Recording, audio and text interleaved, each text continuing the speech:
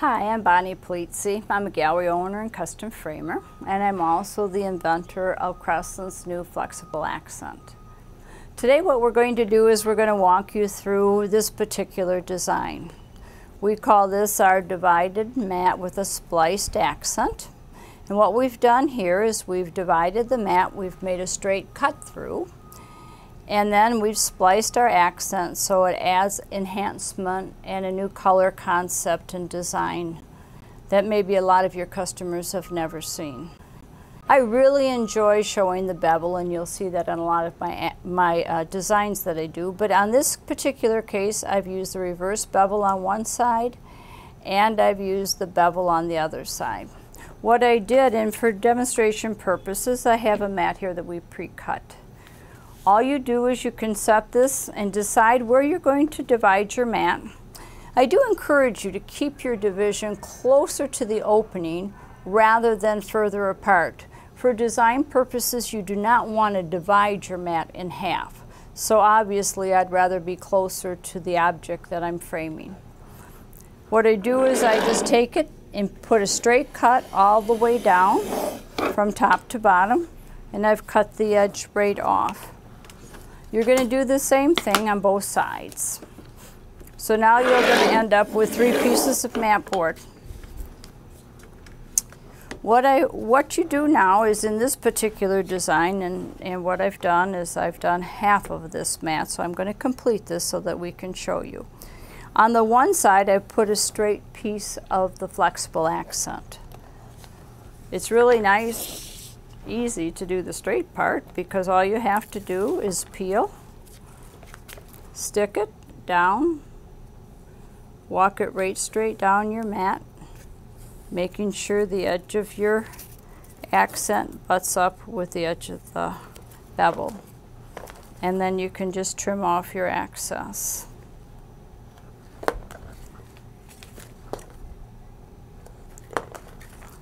So now you have your flexible accent on each side of the middle piece.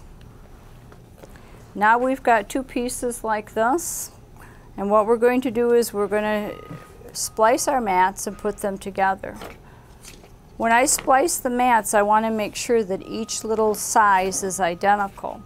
So I just use my tabletop cutter. I go ahead and I set it for the size that I want to use.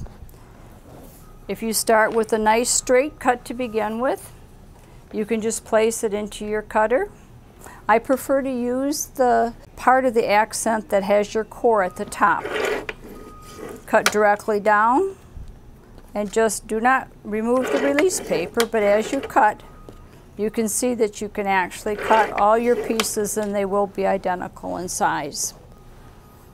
Now when you take this piece, or when you do any spliced design, I found that it's easiest if you can find your center point. In this case, I've just marked it. If you're doing a mat opening, you always want to work from the center out. That way, if there's anything odd or any pieces that are off, they'd be on the outside edges.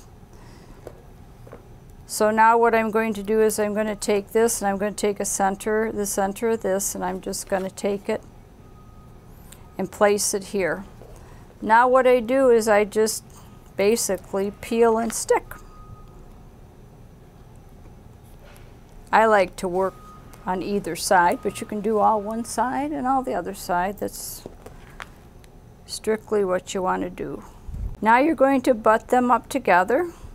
You'll have a nice little diagonal cut, so they go together really nicely and neatly. Don't feel that you have to have all your pieces the same size. You can create your own design with maybe smaller pieces, a larger section, and then more smaller pieces.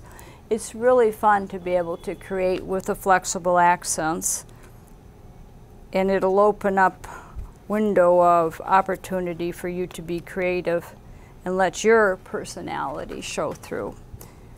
So this is what you're going to do, and you're going to continue with this all the way through. Just for time management here, this is what the piece will look like when it's completed.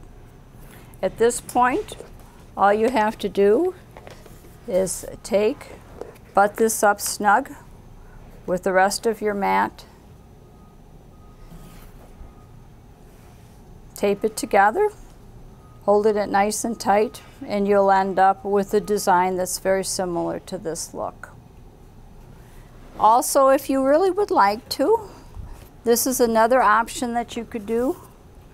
In this case, I beveled both sides of the cut, and I've put an accent on either side, but I've left a separation and put a little green undermat so that way I can actually have a little pinstripe. If you're going to do a splice and use it in the opening of your mat, again, start with the middle and work out. This way, if there's any odd pieces, they will always end up on the corner. Now it's your turn to put custom back and custom framing with Flexible Accents by Crescent. Thank you.